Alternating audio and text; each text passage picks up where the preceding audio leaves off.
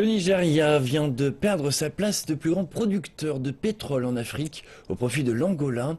Et selon les dernières données de l'Organisation des pays exportateurs de pétrole, la production de pétrole crude du Nigeria a baissé de 67 000 barils par jour le mois dernier. Il ne s'agit pas de la première fois que le Nigeria perd sa place. Au mois de novembre l'an dernier, les statistiques de l'OPEP montraient que la production de pétrole du Nigeria avait chuté de 250 000 barils par jour. Cette fois, la production est tombée à 67 000 barils. Ce déficit important est attribué aux actes de vandalisme sur les pipelines dans le delta du Niger, qui est une zone très polluée du fait de l'exploitation pétrolière.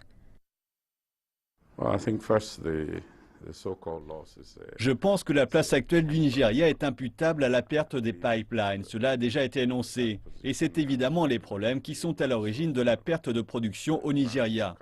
Mais je pense que dans ce cas spécifique, c'est en rapport avec le militantisme. Et je crois que cela est lié aux enjeux concernant la politique du Niger. Les actes de vandalisme sur les pipelines font perdre au Nigeria des millions de barils de pétrole brut. Depuis janvier, à cause d'une attaque contre les pipelines, plusieurs raffineries du Nigeria ont été obligées de fermer. La Société pétrolière nationale a indiqué que ces pertes s'élevaient à des millions de dollars. Hormis la chute des cours du pétrole brut sur le marché mondial, le gouvernement fédéral doit aussi faire un nombre croissant d'actes de vandalisme sur les pipelines et d'exploitation illégale du pétrole dans l'état du Delta.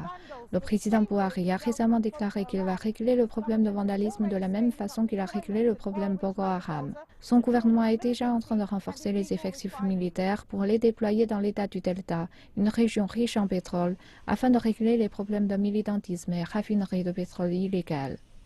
Les observateurs de l'industrie pensent qu'ici, cela prendra un certain temps avant une hausse de la production.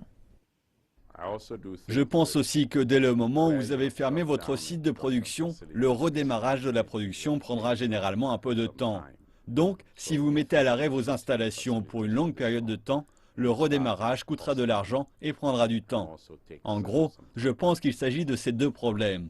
La perte de revenus et le redémarrage de la production coûtent très cher. Néanmoins, le Nigeria devra augmenter ses niveaux de production au plus vite s'il ne veut pas risquer de perdre des parts de marché à l'Angola, qui est considérée en tant que source plus sûre et stable.